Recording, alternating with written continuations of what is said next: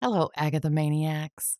Before I start in on yet another Walker County update, I need to correct something from my last video about them. I misspoke and said that Casey Brown was the one who released the video of Tony Mitchell being carried to the police car, but that was actually Karen Kelly. Casey Brown is the one who started the Justice for Tony Mitchell Facebook page and has been publicly vocal about his case. They are both suing Walker County for wrongful termination. Now, on with our update. Another fine member of the Walker County jail staff has agreed to a federal plea agreement in the death of Tony Mitchell. This time it was little Weasley Braxton Kee. According to the plea, Braxton is facing a misdemeanor charge of deprivation of rights under color of law, and the maximum punishment he will receive is no more than a year imprisonment, a fine not more than $100,000, both imprisonment and a fine, no more than a year of supervised release, and a special assessment fee of $25 per count.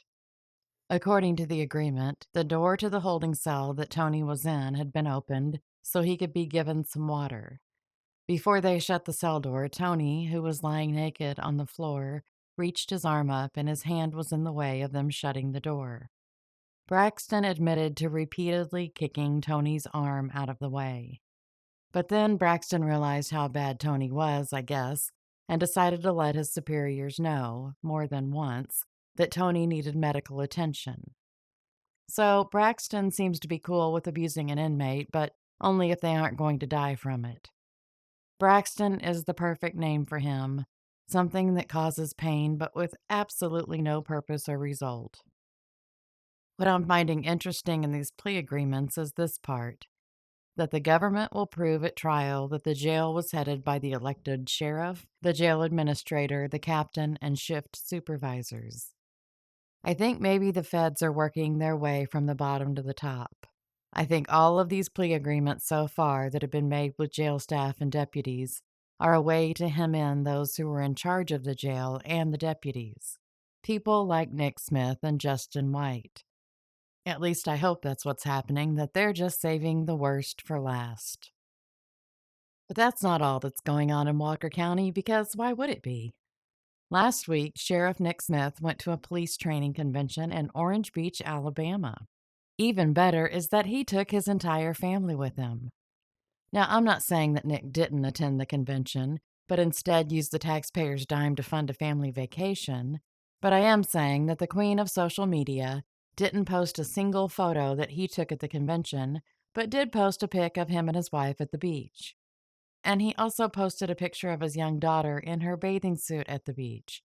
You'd think a law enforcement officer would be smart enough to know that all kinds of pervs will steal photos of children from the internet, especially when they're dressed in swimsuits. So maybe it's not a good idea to post the photo of your daughter on your public office website, numbnuts. Also, this is a pic he posted as soon as he was back in Walker County, and if I'm not mistaken, Nick has a little sun-kissed nose in this picture. He looks like he just got back from vacation at the beach. He could be in an ad for Coppertone. I mean, if they were running a douche bucket at the beach campaign. Maybe the police convention just involved a lot of training and saving dolphins or sea turtles or something. If any of you live around Walker County, have no fear, because the Great Walker County Sheriff's Office recently arrested someone who had weed in their possession. The devil's lettuce. The herb that can't be grown in your backyard, but is less harmful than digitalis and castor bean, which is where the poison ricin comes from, that can be grown in your backyard. But no, not cannabis. That can make somebody hungry, happy, and pain-free when used properly. And we can't have that. The sheriff's department also has that John was arrested for illegal possession of prescription meds. I really hope that's a typo. And I mean, Jimmy up there has some stuff going on, but the other two? Aren't there worse things happening in Walker County? Don't you have a lot of missing people there? Speaking of missing people, and that segue was smooth like butter.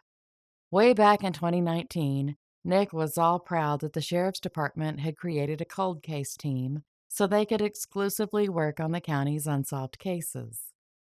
He posted a list of the cold cases they'd be working on, and I thought it would be good to see all the progress they've made on these cases. Maybe give the guys a little shout out for all their hard work. Let's see. John McCann Jr., 22, last seen August 29th, 1983. No progress. Also, the newspapers have John's surname spelled as McGhan. David Martin, 31, last seen with John McGann on August 29th, 1983. No progress. Rebecca Ferguson, 32, last seen September 16th, 1988. No progress. Carrie Lawson, 25, last seen September 11th, 1991. We have an update. In March, her kidnapper, Karen McPherson, who's in prison, escaped from her work release job at McDonald's. So, not really the update we hoped for. Larry Blevins, 46, last seen December 8th, 1994, no progress.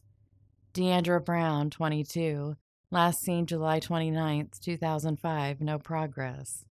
Scott Key, 45, last seen April 29th, 2009. We have another update. This one was on May 8th, 2020, but it was only because the Doe Network reported to Walker County that Scott Key and a John Doe in their database might be a match.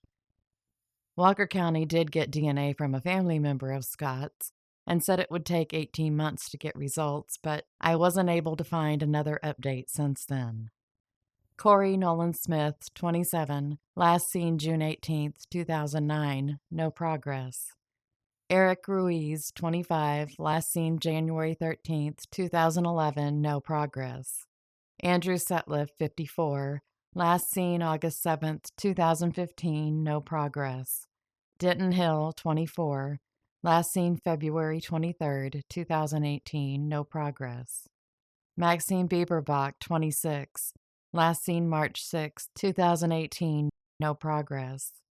Jeremy Thompson, last seen June 7th, 2019, no progress. Well, I guess we can congratulate the team for being so consistent in their incompetence. Good job, guys. And of course, just as soon as I got this update posted and ready to go, I get online and see this news, and I'm reading it as I'm recording. Walker County Sheriff Nick Smith has been arrested. Woohoo! Walker County Sheriff Nick Smith and his second in command, Chief Deputy Ralph Williams, have been arrested. They were both indicted Monday morning. Smith is indicted on 6 misdemeanor charges of violating Article of Standards for employing law enforcement officers, and old Ralph was indicted on 1 count of false and/or misleading information. Court records indicate that a grand jury handed down the indictments on May 30th, detailing how over the course of a year, Smith allegedly hired 6 different deputies who were not eligible to be law enforcement officers by the Alabama Peace Officer Standards and Training Commission. It named Danny Alexander, Jeffrey Spark, Sam Bennett, Gregory Harrison, Justin Kelly, and Andrew Neves McDonald as men that Smith had hired as deputies, despite them not being properly qualified. Oh, and he hired them as school resource officers. Well, even better. Looks like that's pretty much it. Well, I guess with Ralph Williams, the grand jury found that he allegedly lied to the Alabama Peace Officer Standards and Training Commission about Neves McDonald, telling them that he was fired by the department on November 25th, 2024, knowing that he was still on the force. Thank you to, what did I just read? CBS 42 for the update. And I will keep an eye on it and see what Nick does next. This is some great news, isn't it? It just made my Monday. So until next time, stay safe and be happy.